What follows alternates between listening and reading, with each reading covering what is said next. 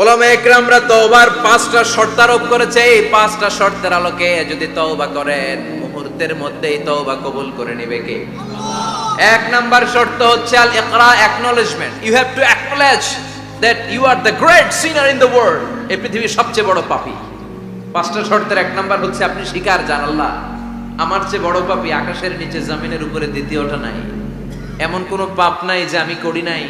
আমার চেয়ে নাদান, আমার চেয়ে পিশাচ, আমার চেয়ে বড় পাপী দ্বিতীয়টা কেউ। অ্যাকনলেজ ইউর সিন, আপনি আপনার পাপগুলো স্বীকার করেন।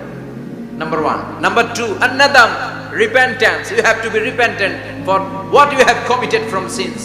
যে পাপ করেছেন এই পাপের জন্য আপনি লজ্জিত হন। আপনি নিজেকে আল্লাহর কাছে ছোট করে পেশ করেন, আল্লাহরে ডেকে বলেন, আল্লাহ আমি আপনার গোলাম, গোলামের ঘরের গোলাম, বান্দির ঘরের গোলাম, আমারে মাফ করে দেন, আমি লজ্জিত, আমি অনুতপ্ত।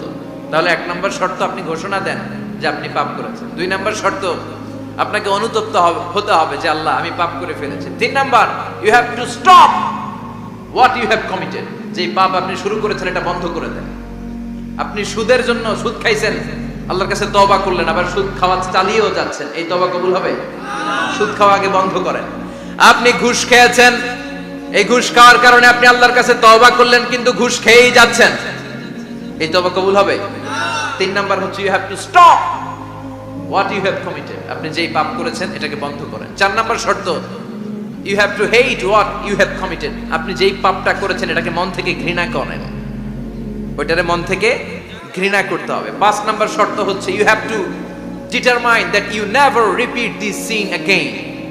আল্লাহর কাছে ওয়াদা দেন, কমিটমেন্ট দেন যে আল্লাহ পারতপক্ষে আমার জীবনে আর এই কাজটা করব। এই 5টা শর্তের আলোকে তওবা করলে কবুল করবে কে?